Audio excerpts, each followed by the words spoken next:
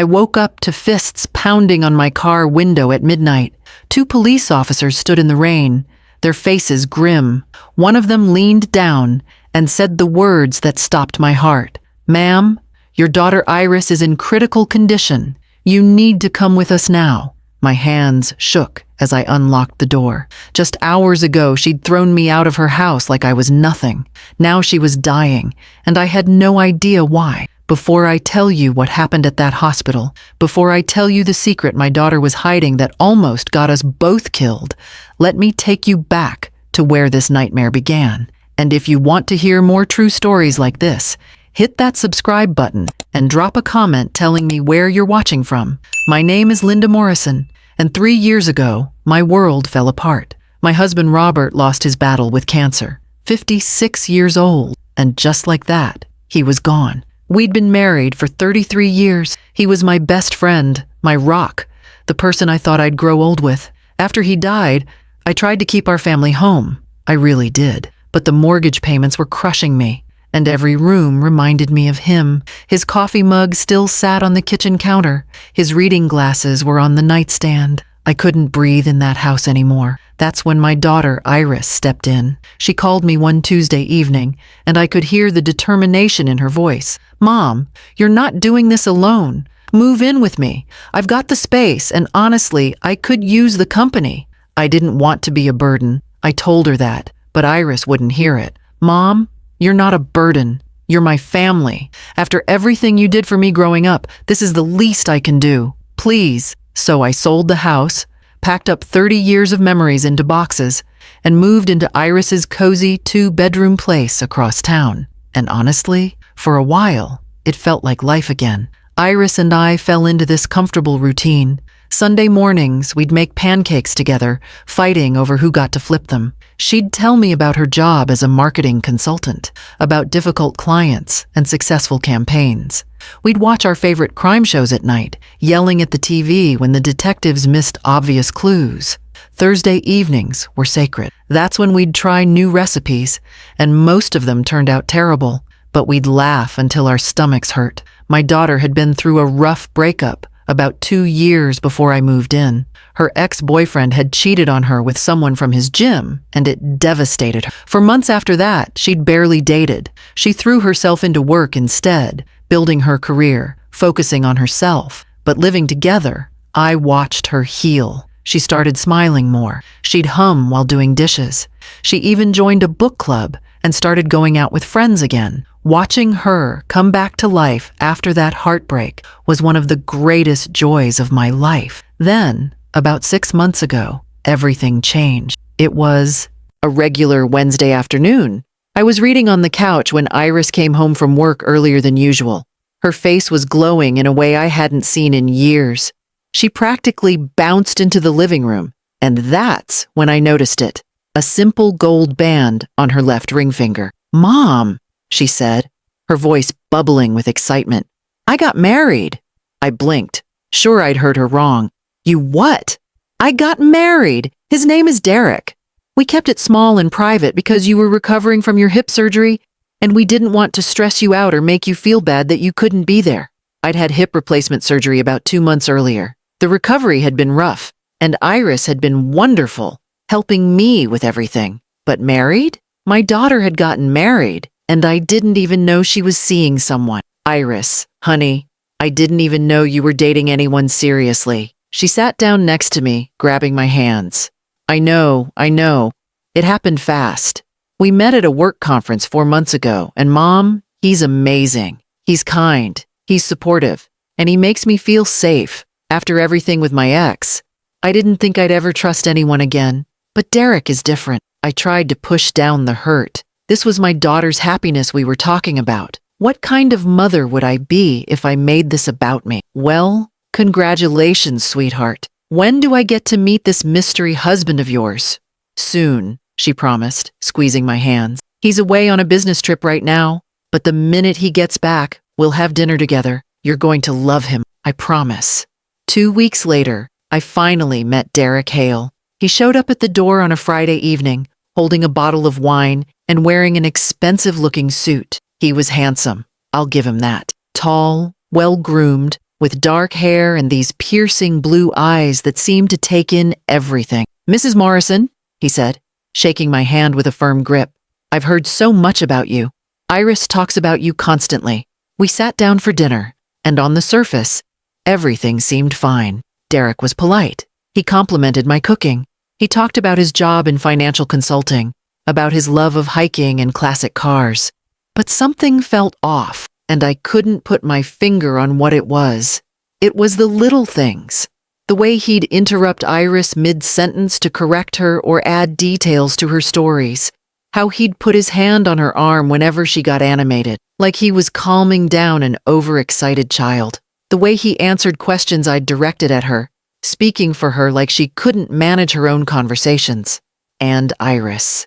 My bright, confident daughter seemed smaller somehow when he was around. She'd start to say something, then glance at him, then change what she was going to say. She laughed at all his jokes, even the ones that weren't funny. She kept adjusting her napkin, her silverware, like she was nervous in her own home. After Derek left that night, I tried to bring it up gently.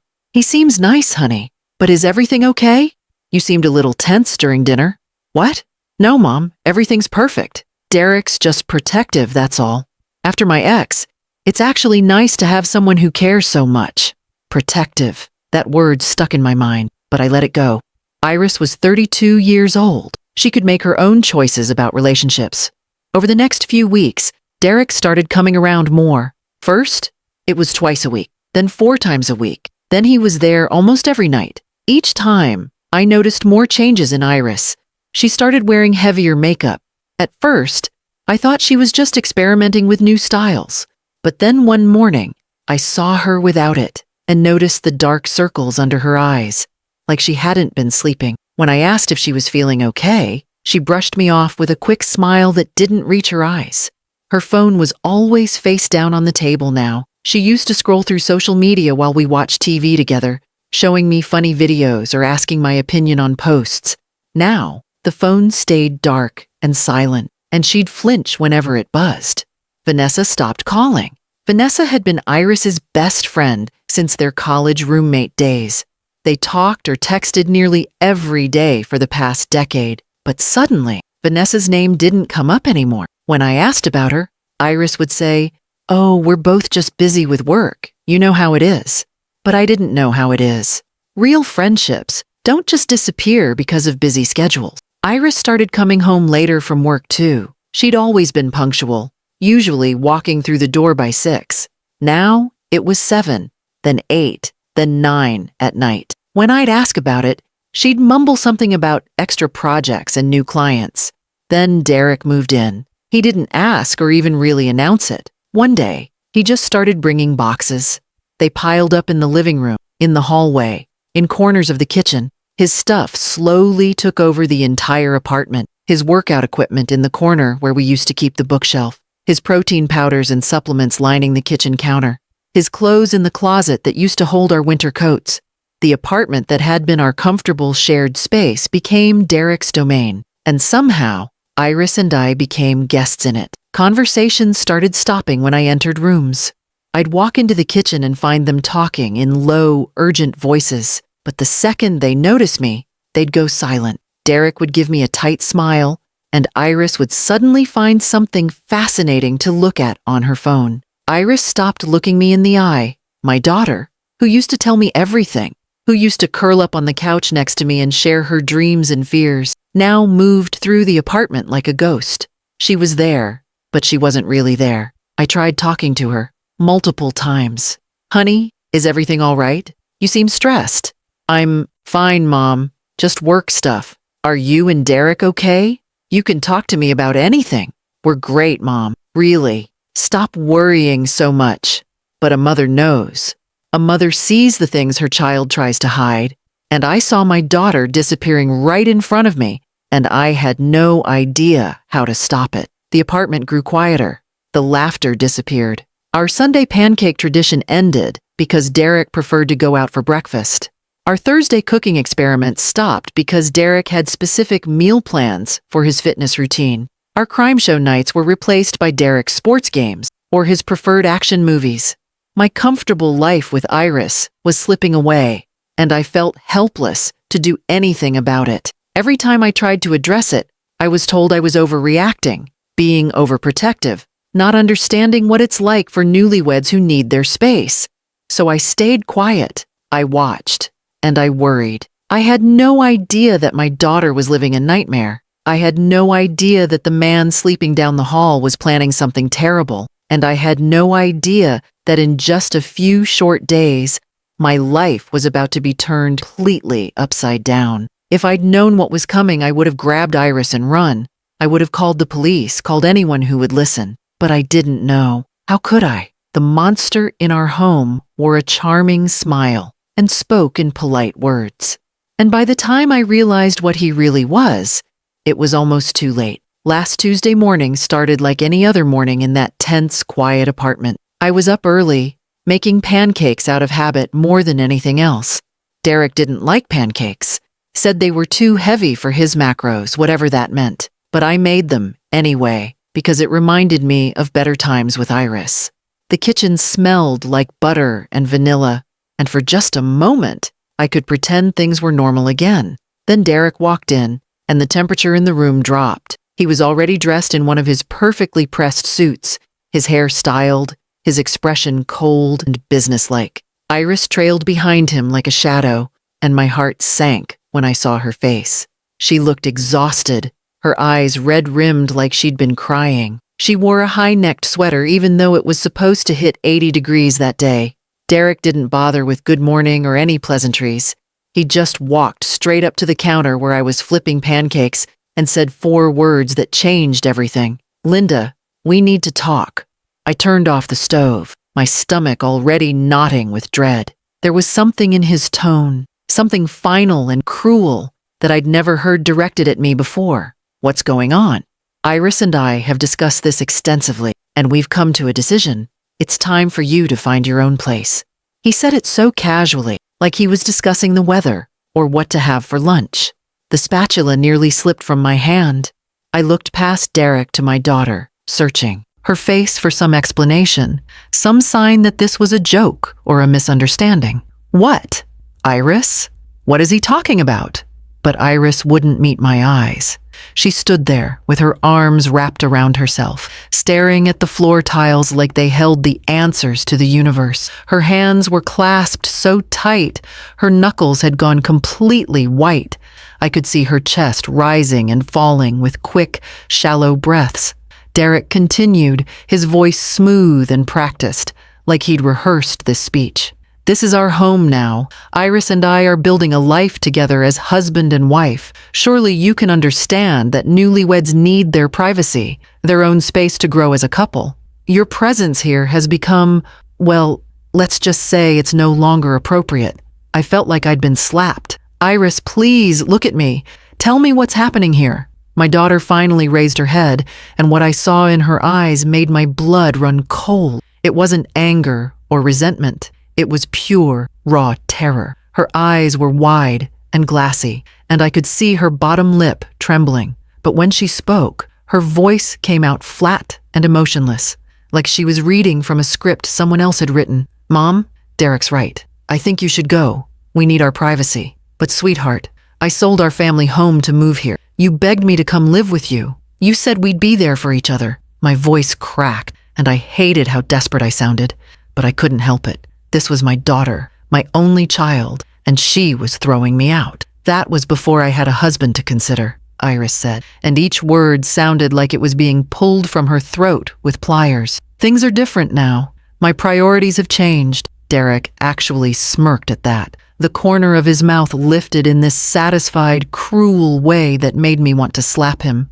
"I'm sure a woman of your generation understands the importance of respecting a marriage. When a man and woman commit to each other, that bond comes first, before parents, before friends, before anyone else." I looked between them, my mind racing, trying to make sense of this nightmare. Can I at least have some time? A few weeks to find an apartment? To figure out where I'm going to go?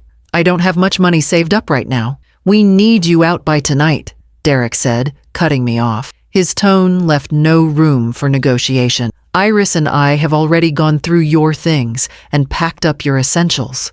The boxes are by the front door. We felt it would be easier this way, less dragging out a painful process. They'd already packed my belongings. While I was sleeping, or maybe while I was out getting groceries yesterday, they'd gone through my room and decided what I could keep and what I couldn't. The violation of it, the coldness, made me feel sick to my stomach. I turned to Iris one more time, begging her with my eyes to please say something that made sense, to tell me this was some kind of mistake or misunderstanding. Iris, baby, please talk to me. This isn't you. I know this isn't you. For just a second, I saw her mask crack. Her eyes filled with tears, and her chin quivered.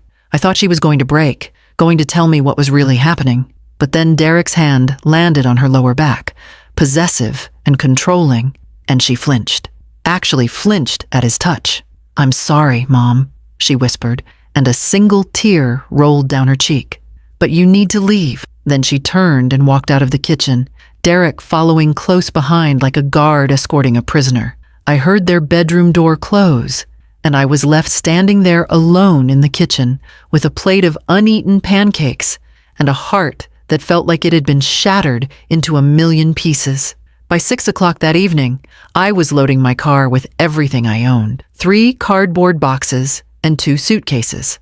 That's what my life had been reduced to. I'd lived 59 years, raised a daughter, built a home, loved a husband, and now everything fit in the trunk of my 12-year-old sedan. Iris stood on the front porch, watching me load the car. Tears streamed down her face, making tracks through her makeup, but she didn't say a single word. Not goodbye, not I'm sorry, not please forgive me. She just stood there crying silently, while Derek stood behind her, with his hands on her shoulders like he owned her. I wanted to scream at her, to shake her, to demand answers, but something stopped me. Maybe it was the look in her eyes, that desperate, terrified look that didn't match the cold words she'd spoken earlier. Maybe it was a mother's instinct telling me that something was very, very wrong here. So I got in my car, and I drove away from my daughter's house with $847 in my checking account, no apartment lined up, and absolutely no idea what had just happened to the person I loved most in this world. I spent that first night in a Walmart parking lot, parked between a beat-up pickup truck and a minivan that looked like it had seen better days. The fluorescent lights from the store cast everything in this harsh, artificial glow that made the whole situation feel even more surreal. I sat there in my driver's seat, staring at nothing, crying until my chest ached and my eyes were so swollen I could barely see. The steering wheel was wet from my tears, and my throat hurt from holding back sobs. How had this happened? How had my bright, independent daughter turned into someone I didn't even recognize? How had we gone from making pancakes together on Sunday mornings to this?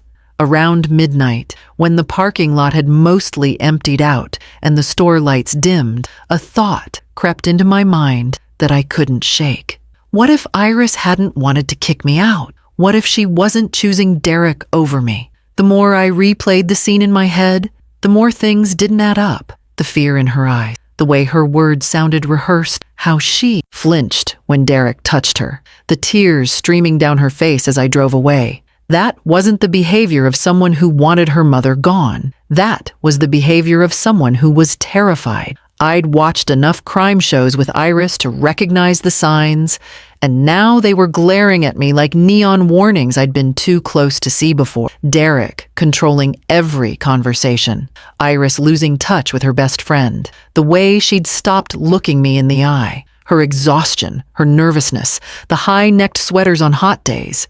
This wasn't just a controlling husband. This was something darker. Coercive control, the experts called it. Isolation. Psychological abuse. Derek wasn't Iris's partner. He was her captor, and I'd just left her alone with him. Rain started pelting my windshield, coming down in sheets that matched the storm raging inside me. I couldn't sleep. Every time I closed my eyes, I saw Iris's terrified face. I grabbed my phone and started searching, my hands shaking so badly I kept mistyping. I needed information. I needed to understand what was happening to my daughter. At 3 a.m, I called Vanessa. I know it was late, but I was desperate. and Vanessa had always been there for Iris. She answered on the third ring, her voice thick with sleep, but immediately alert when she heard it was me. "Linda, what's wrong? Is Iris okay?" "Vanessa, when's the last time you talked to my daughter?" There was a pause, and I could hear her sitting up in bed. "Months ago, right after she told me she got married. I was so excited for her, you know. I wanted to meet Derek, maybe take them out for a celebration dinner. But she kept making excuses, said he was busy with work, or they had plans, or the timing wasn't right. Then she just stopped responding to my texts altogether. I figured maybe I'd done something to upset her, or maybe she was just busy with her new marriage. But it hurt, Linda. We've been best friends for over a decade." My stomach dropped. "Did she seem happy when she told you about getting married?" Vanessa went quiet for a long. When she spoke again, her voice was small and worried. "No, actually, she didn't. I remember thinking it was strange because she sounded almost scared. I asked her if everything was all right, if she was sure about this, and she got really quiet. Then she said, 'I have to go really quickly,' and hung up. I tried calling her back, but she wouldn't answer. That was the last real conversation we had. I felt sick. Vanessa, I think my daughter is in serious trouble. For the next 2 days, I lived out of my car and turned into a detective. I couldn't go to Iris's house because Derek would see me and who knows what he'd do. But I could watch. I could learn. I drove to her office building and parked across the street where I had a clear view of the entrance. I brought cheap coffee from gas stations and crackers that tasted like cardboard, but I didn't care. I wasn't leaving until I understood what was happening. Every single day, like clockwork, Derek's black sedan pulled up at exactly 5 in the afternoon. Not 5:05, not 4:55, exactly 5. And every single day, Iris would walk out of that building, and I'd watch her scan the parking lot nervously before getting in his car. Her shoulders would be hunched, her movements quick and scared, like a rabbit that knew a predator was watching. She'd glance around, and I swear sometimes her eyes would linger on the spot where I was parked, like maybe some part of her hoped I'd be there. On the second day, I did something I probably shouldn't have done, but I was past caring about normal boundaries. I went to the county courthouse and searched the marriage records. My hands were shaking as I typed their names into the computer system. Iris Morrison and Derek Hale. I searched our county. Nothing. I searched all the surrounding counties. Nothing. I expanded the search to the entire state. Still nothing. There was no marriage license, no marriage certificate, no legal record of any wedding between my daughter and this man. Derek wasn't her husband. He'd been lying this whole time. So who was he really? And what did he want with Iris? I sat in that courthouse parking lot, staring at the printed search results that showed absolutely nothing, and felt my blood turn to ice. This man had moved into my daughter's home under false pretenses. He'd isolated her from her friends and family. He controlled her every movement. And now I had proof he'd been lying about their entire relationship. I drove straight to the police station. The officer at the desk looked bored when I walked in, probably used to dealing with people having bad days. I explained everything as clearly as I could. The sudden marriage that wasn't real, Derek's controlling behavior, how Iris had kicked me out but seemed terrified, the lack of any marriage record. I talked fast, my words tumbling over each other in my desperation to make him understand. He listened, typing slowly on his computer, but his expression never changed from that same detached, professional look. When I finished, he looked up at me with tired eyes. "Ma'am, I understand you're concerned about your daughter, but if she's an adult and she asked you to leave her home, that's not a crime. Unless you have evidence of physical abuse or immediate danger, there's really nothing we can do. But he's not her husband. There's no marriage record. He's been lying to everyone." The officer sighed, like he'd had this conversation 1,000 times before. People lie about their relationships all the time. Some couples call each other husband and wife without being legally married. It's not illegal. Now, has he physically hurt her? Have you seen bruises, cuts, any signs of violence? Has he threatened her with a weapon? Not that I've seen, but I know something's wrong. A mother knows. I'm sorry, ma'am, but we can't investigate based on a feeling. If your daughter is in danger, she needs to be the one to report it. We can't force help on someone who hasn't asked for it. My hands are tied here. I left that police station feeling more hopeless than when I'd arrived. The system that was supposed to protect people couldn't do anything until it was too late. They needed evidence, proof, visible signs of abuse. They couldn't act on a mother's instinct or the terror in a daughter's eyes. I tried everything I could think of. I called Iris 17 times that day. Every single call went straight to voicemail. I sent text after text. Honey, please talk to me. I know you're scared. I know something's wrong. Whatever it is, we can fix it together. I'm here. I love you. Please just let me know you're okay. Not one response. It was like she'd disappeared. Friday night found me parked in a different Walmart lot, this one 2 blocks from Iris's house.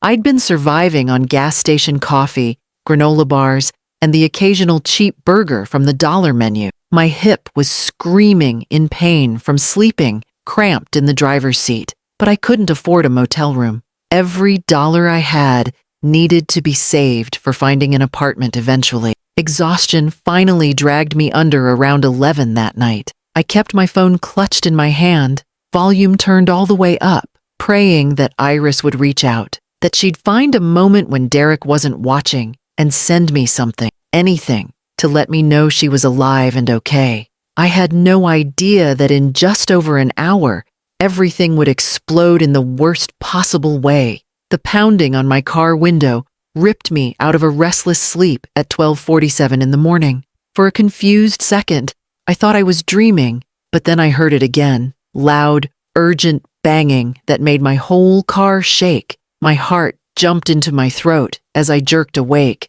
disoriented and scared. Through the rain-streaked window, I saw 2 police officers standing outside, their flashlights cutting through the darkness like searchlights. The female officer was the one knocking, her face serious and concerned.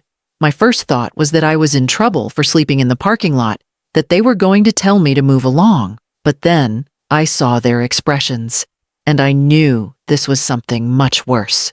I fumbled for the window button with shaking hands, my whole body trembling. Yes? What's happening? The female officer leaned down, rain dripping off her hat. Are you Linda Morrison? Yes, that's me. What's wrong? What's going on? My voice came out high and panicked because I already knew somewhere deep in my gut that this was about Iris. Your daughter, Iris Morrison, is in critical condition at Mercy General Hospital. She's been asking for you. We need to get you there immediately. Can you follow us? Or would you like to ride with us? The world tilted sideways. Critical condition. Those words didn't make sense. I'd just seen her 2 days ago, standing on that porch, crying. What happened? Is she okay? Please tell me what happened. Ma'am, we don't have all the details, but she's in surgery prep right now, and she's refusing to go until she speaks with you. We really need to hurry. I grabbed my purse and stumbled out of the car, my hip protesting after days of sleeping in cramped positions. I'll follow you. Please, just go fast. The drive to the hospital was a blur of red and blue lights, rain, and pure terror. My hands gripped the steering wheel so tight, my fingers went numb.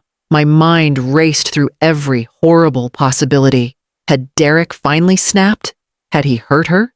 Was this my fault for leaving her alone with him? I should have broken down her door. I should have called more people, made more noise, refused to leave. The guilt was crushing, making it hard to breathe. When I burst through the emergency room doors, a doctor in blue scrubs intercepted me before I could even figure out where to go. His face was grave, and I could see blood on his gloves. Mrs. Morrison? Yes, where's my daughter? Where's Iris? Your daughter has severe internal injuries. She fell down a flight of stairs approximately 2 hours ago. She's losing blood internally, and we need to get her into surgery immediately. But she's conscious right now, and she's absolutely refusing to let us operate until she speaks with you. Please, we're running out of time. Fell? Or was she pushed? The words came out hard and angry because I knew. I knew this wasn't an accident. The doctor's jaw tightened, and he chose his words carefully. The police are investigating the circumstances. But right now, my only concern is saving her life, and I need you to help me do that. Follow me." He rushed me through a maze of hallways, through double doors that said, "Authorized personnel only," past nurses running with equipment and monitors beeping urgent warnings.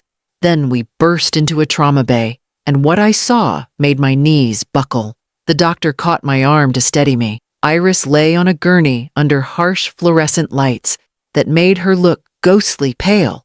Her beautiful face was bruised and swollen, barely recognizable. One eye was swollen shut. Her lip was split and bleeding. There was an oxygen mask over her nose and mouth, fogging up with each labored breath. Blood soaked through the white blankets covering her body, spreading in dark patches that the nurses kept trying to cover with fresh linens. Machines surrounded her, beeping frantically, and I could see the numbers on the monitors dropping, even as I watched. IV lines ran into both arms. A nurse was squeezing a bag of blood, trying to get it into her faster. "Mom," the word came out as barely a whisper. A nurse quickly removed the oxygen mask so Iris could speak, but I could see the effort it took her just to form that one word. I rushed to her side and grabbed her hand, careful not to disturb the IV line. Her hand was so cold it scared me. Tears poured down my face and I couldn't stop them. "Baby, I'm here. I'm right here. I've got you." "Mom, he's not my husband." Each word seemed to cost her everything. She was fighting to stay conscious, fighting to tell me something desperately important. "He's my ex-boyfriend, Jason's brother. Jason died in a car accident 8 months ago." Derek blamed me. He said I killed his brother. The room spun around me. "What? Iris, I don't understand. Jason and I broke up over a year ago. He died driving drunk alone in his car. But Derek blamed me anyway. He's been pretending to date me, pretending we got married, all to get close to me, to punish me." Her voice broke, and tears leaked from her swollen eyes. "He said he'd kill you if I didn't obey him, if I didn't push you away and cut off my friends. Mom, I kicked you out to save your life. He threatened to hurt you, to make it look like an accident. I couldn't let him touch you." My heart shattered into a million pieces. My daughter had been protecting me. All this time, while I thought she'd turned cold and cruel, she'd been sacrificing herself to keep me safe. Oh, sweetheart. Where is he now? Where's Derek? I don't know. Tonight I couldn't take it anymore. I told him I was done, that I was going to the police no matter what he did to me. He went crazy, Mom. He grabbed me and threw me down the stairs.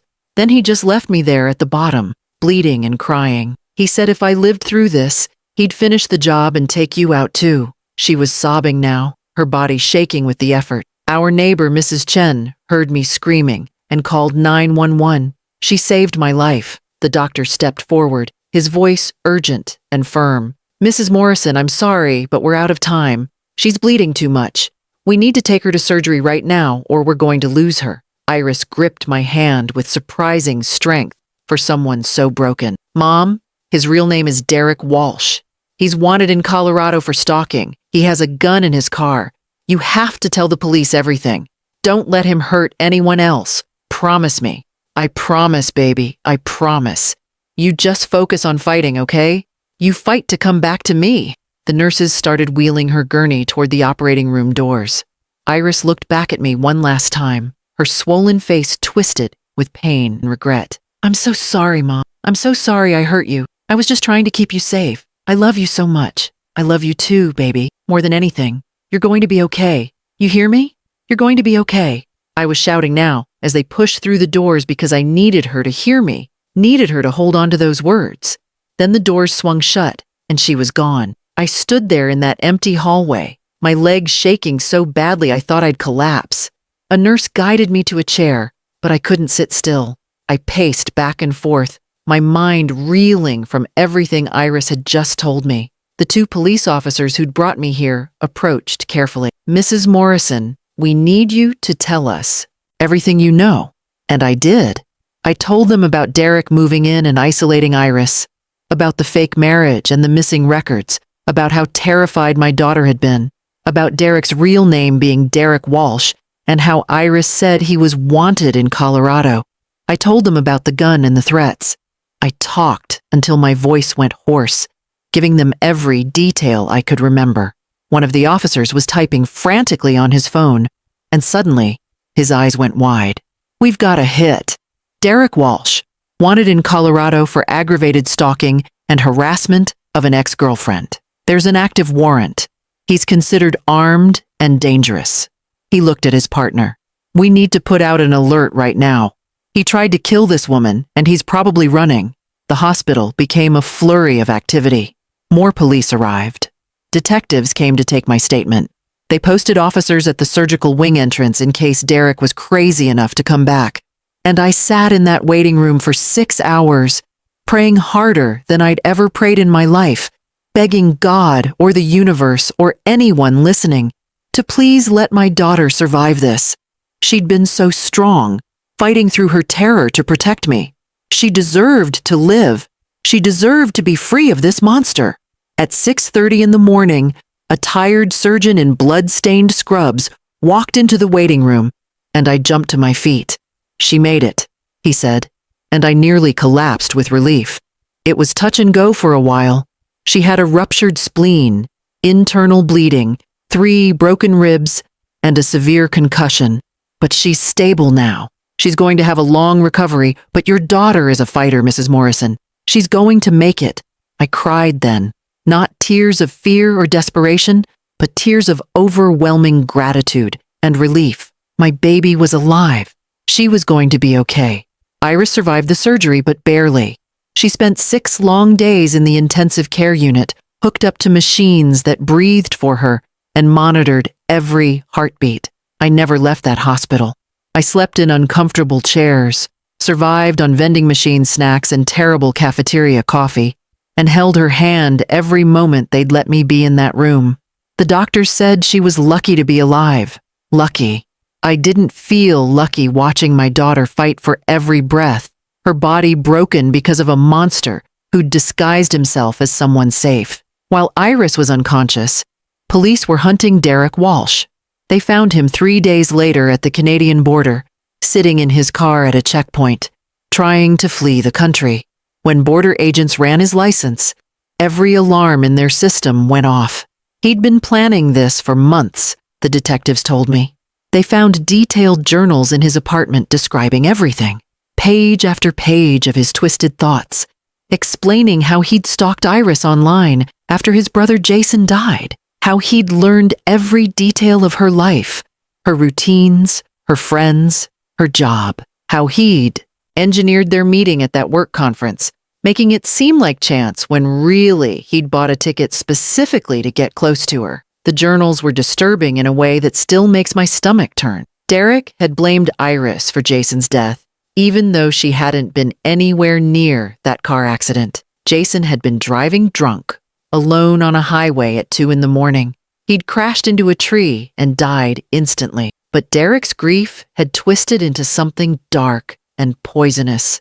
He convinced himself that Iris had somehow caused his brother's drinking problem, that she'd broken Jason's heart so badly that he'd spiraled out of control. None of it was true. Jason had struggled with alcohol long before he ever met Iris.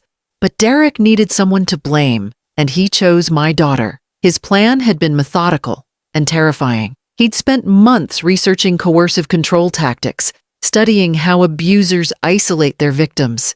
He'd documented every step, how he'd love-bombed Iris at first, being the perfect boyfriend, making her feel safe after her painful breakup, how he'd gradually started controlling small things, then bigger things, how he'd convinced her to stop seeing Vanessa by making her feel guilty every time she made plans with friends, how he'd manufactured the fake marriage story to make his presence in her life seem permanent and legitimate, and how he'd threatened to kill me, describing in detail how he'd make it look like an accident if Iris ever disobeyed him or tried to leave. The detectives also discovered that Iris wasn't his first victim. 3 other women came forward during the investigation, women from Derek's past who'd experienced his obsessive, controlling behavior. One woman from Colorado had a restraining order against him. Another had moved across the country to escape him.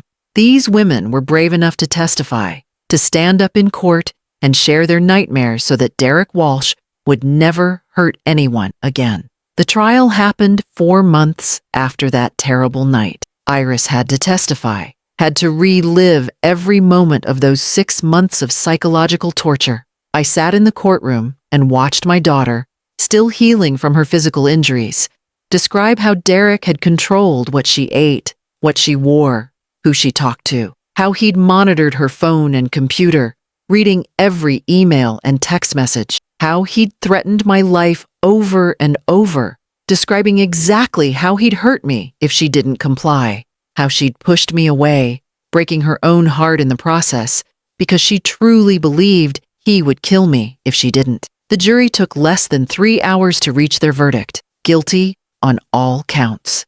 Attempted murder, aggravated stalking, kidnapping, assault with a deadly weapon. The judge called Derek Walsh a danger to society and sentenced him to 18 years in prison. 18 years.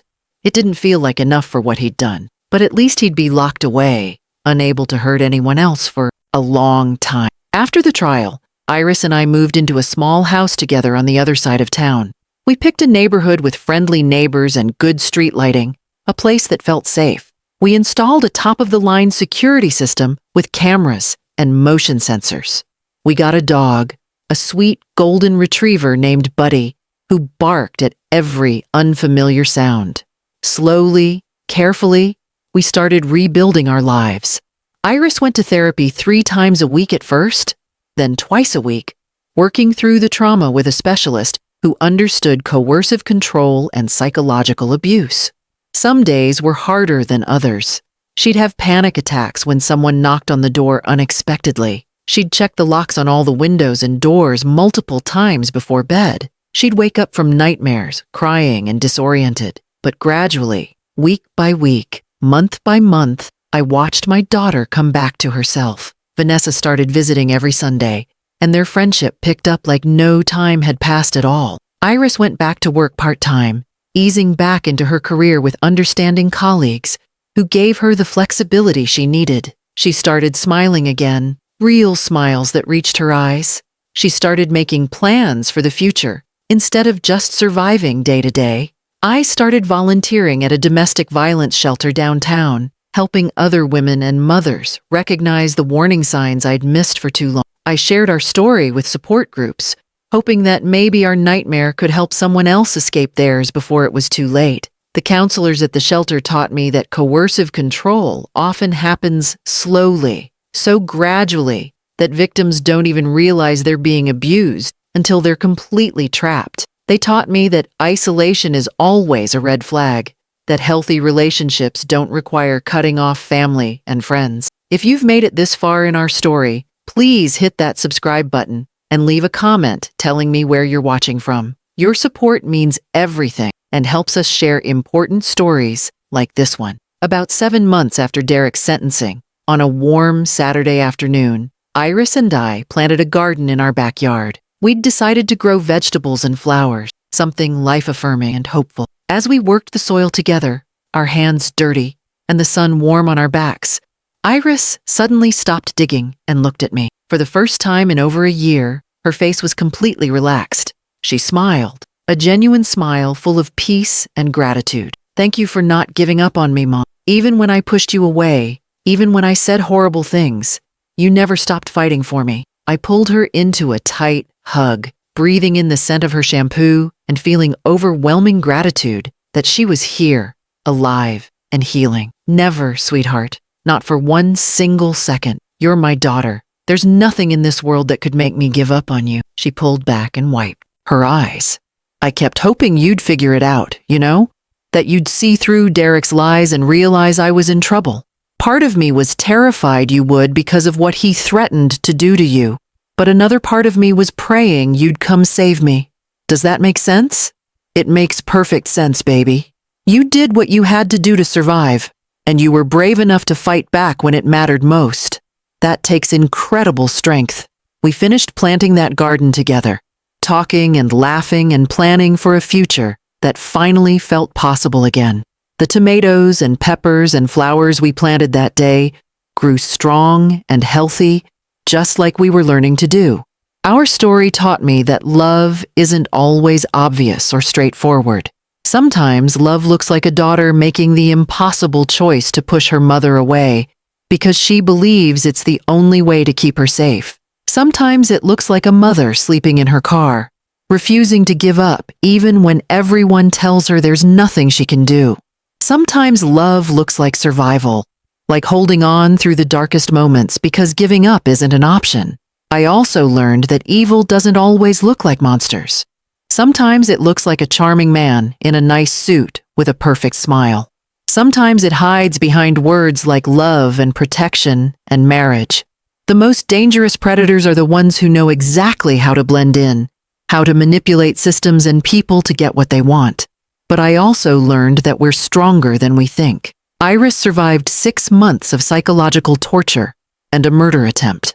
She found the courage to fight back even when she thought it might cost her everything.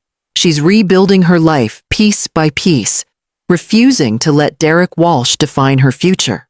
As for me, I learned to trust my instincts as a mother. I knew something was wrong, and even though the police couldn't help, even though I had no proof, I kept watching and fighting and refusing to accept the lie that my daughter had simply stopped loving me. That stubborn refusal to give up probably saved both our lives. Today, Iris is thriving. She got a promotion at work last month.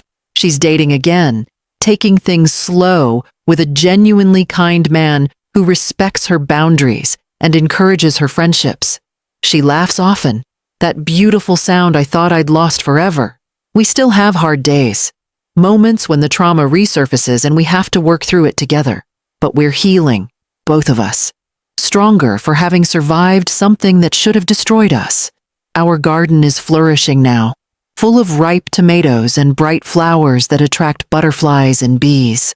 Every time I look at it, I'm reminded that beautiful things can grow even after the darkest winters, that hope and healing are always possible if you're willing to fight for them, and that the bond between a mother and daughter is stronger than any nightmare, any monster, any amount of pain. We survived. We're still here, and that's everything.